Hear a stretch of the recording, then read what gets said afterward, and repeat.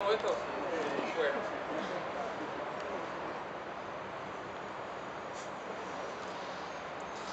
Bueno, realmente feliz, después de un proceso, como dijo Nati, a quien quiero agradecer, y así como, después voy a pasar a agradecer porque son muchísimas personas, pero el proceso fue de hacer el libro largo, no solamente que relata el libro, o que más que relatar, condensa todo un mundo que fue surgiendo a lo largo de muchos años y con la colaboración de muchísimas personas, sino que después el hacer el libro mismo, ese objeto de papel, llevó un esfuerzo considerable también de muchas personas y durante bastante tiempo. Y entonces todo ese proceso en un lugar a mí me extenuó, diría que llegué al final diciendo, por fin saco de encima este asunto. Y después, ahora, que es 10 días después, empiezo a sentir una especie de emoción y una alegría que creo que está alimentada por los emails y por la vuelta que me está mandando, en principio, mucha gente que estuvo de una forma u otra involucrada en el proceso de la percusión con señas y del libro.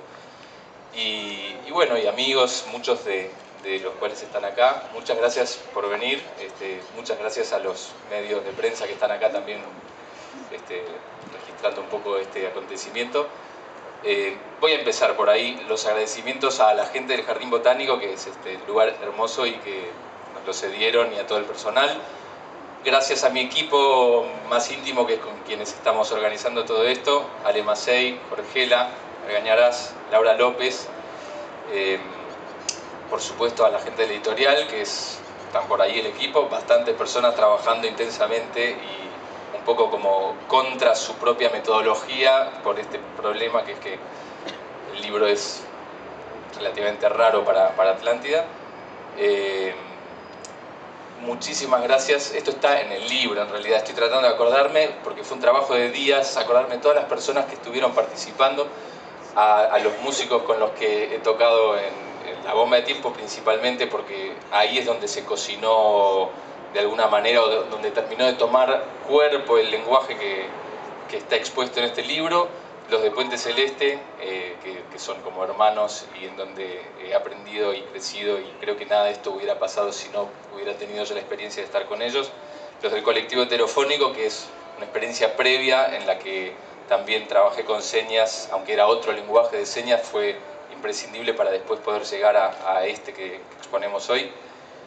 La gente del CERPS, la escuela que fundé justamente para divulgar este lenguaje, y muchos de ellos no solamente participan como profesores o como alumnos, sino que de hecho han creado señas ellos mismos, son una parte muy importante de todo esto que está ahí. Hay alguna seña que está en este libro que fue creada por alguna de las otras personas que están acá hoy, por ejemplo, y por supuesto están en mi corazón y en el libro, agradecidos también. En fin, gracias a todos ustedes. Antes de arrancar con una charla un poquito más metódica acerca de dónde viene el lenguaje de percusión con señas que expone este manual, les voy a, fiel a mi estilo, pedir que cambien de lugares, que se pongan todos acá. Van a tener que levantar las sillas, es un momento de cierta incomodidad. Se levantan, la traen a casera porque me siento un poco solo. Y si voy ahí, empieza a acoplar el micrófono y bueno, esas cosas. Ahí va. Y esto, si alguien lo firma desde acá, ya está pasando.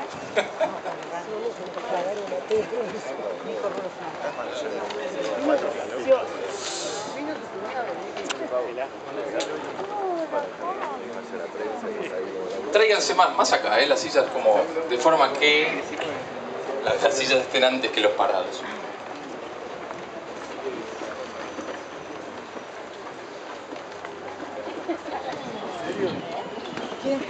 Bueno, bien. Les pido esto porque después tengo intenciones de que juguemos un poquito nosotros mismos con las señas, y para eso tenerlos tan lejos me parece que es un poco tristón.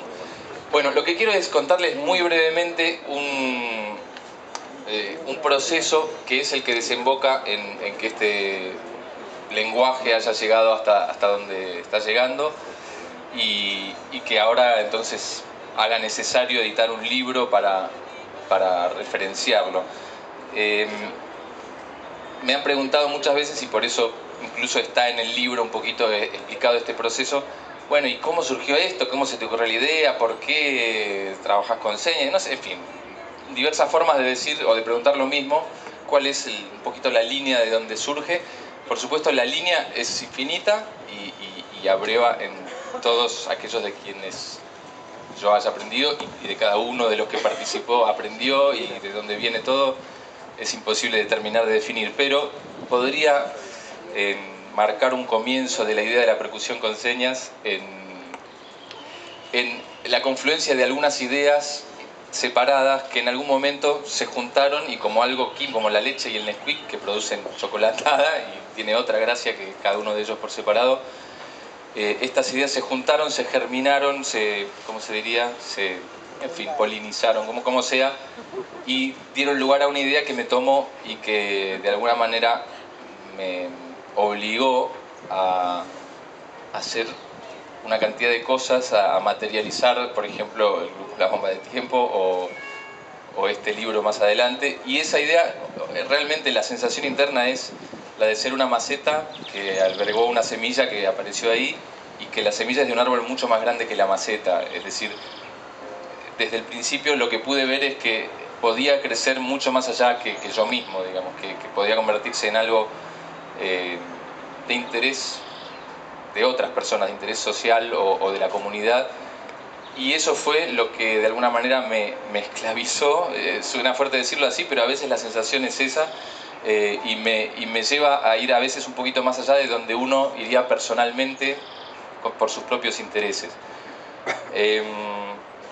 Estas ideas que confluyeron son, por un lado, bueno, soy percusionista, baterista, desde siempre me gusta el ritmo, y por una cuestión particular no empecé tocando la batería porque me gustaba un estilo determinado, ni tampoco empecé tocando la percusión porque me gustaban un instrumento en particular, las congas ya sea, o las timbaletas, o sino que empezó como un juego infantil con los objetos que había en mi casa, poniendo tapitas de cassette, libros, almohadones, cajas, cacerolas, y tocando con los palitos chinos y cantando melodías arriba. Y esa forma de aproximarme a la percusión creo que de alguna manera ya determina que mi camino no es purista, no es el del purista, no es el del estudioso de los estilos, sino más bien, no sé, digámosle, un nene juguetón por ahí, que después uno con estudio va desarrollando ese juego. Pero eso yo creo que ya posibilita un enfoque que para mí es importante, que es el permitirse imaginar cosas que funcionen fuera de los carriles que ya existen. Como percusionista siempre, y a medida que pasaron los años, me fue atrayendo la idea de algún día hacer un grupo grande de percusión, por un lado por cómo suenan, y sobre todo porque al haber viajado y haber conocido, por ejemplo, los blocos de samba reggae en Bahía, las escuelas de samba, las cuerdas de candombe en India, diferentes tipos de grupos grandes de percusión, en fin, de haber visto que en el mundo, en muchas culturas, los grupos de percusión grandes tienen por un lado el poder de convocar a la comunidad y de hacer de centro de algo que sucede, que es más que la música, que es más que el ritmo, que por supuesto como percusionista siempre anotaba en mis cuadernos a ver cómo era el toque de este tambor y con este, y cómo funciona uno con el otro, pero sobre todo también me atraía ese fenómeno, cómo es que la percusión logra convocar a todas las personas muy distintas, personas, por ejemplo en el caso del carnaval en Río es como totalmente evidente que están los ricachones al lado de sus empleados domésticos. En ese momento están todos unidos por el carnaval, por el samba, por eso que está pasando. Y eso es algo que pasa en la percusión, también en ciertas tradiciones se da en el mundo de lo sagrado, digamos, la percusión como eje de la festividad sagrada, de los terreros de candomblé, de los rituales afrocubanos, de umbanda, etcétera, ¿no?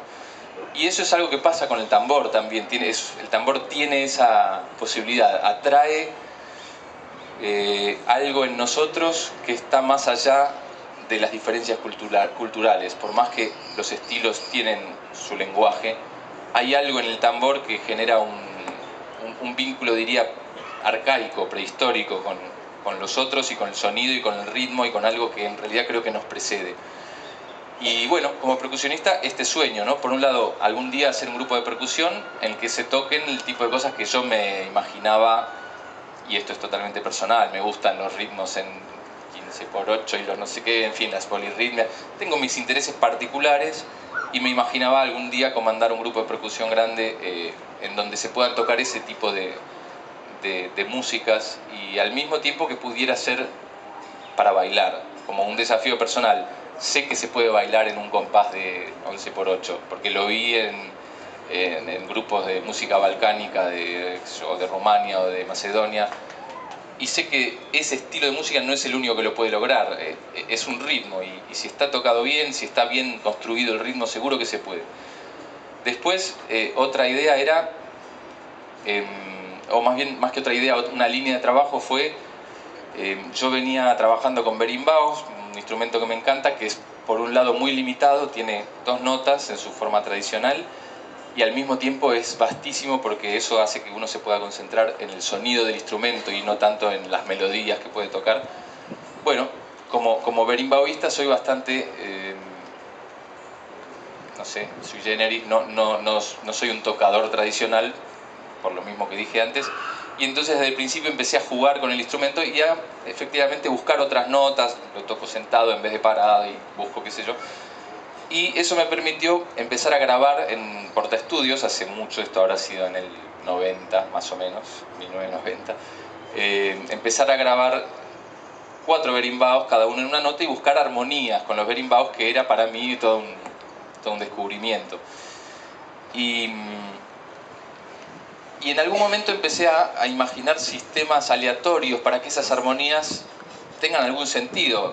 No eran armonías que yo escribía, yo iba jugando, cambiando las notas, pero ¿cómo las cambio? A ver, subo siempre medio tono, subo un tono, o siempre dentro de tal tonalidad. Entonces lo que hacía era grabarme en un canal del grabador, de la portaestudio, me grababa indicaciones a mí mismo, por ejemplo, ahora cromático, y dejaba pasar un minuto de cinta. Ahora por tonos enteros, etcétera. Después tocaba, y cuando escuchaba mi propia voz que me decía ahora cromático, empezaba a tocar cromático. Y así cada canal, de forma que empecé a experimentar estos sistemas aleatorios de armonía. Y en algún momento tuve la fortuna, que creo que sin ese momento por supuesto nada de esto sería, de que me invitaran a participar del ensamble de Patch Morris, que es un músico norteamericano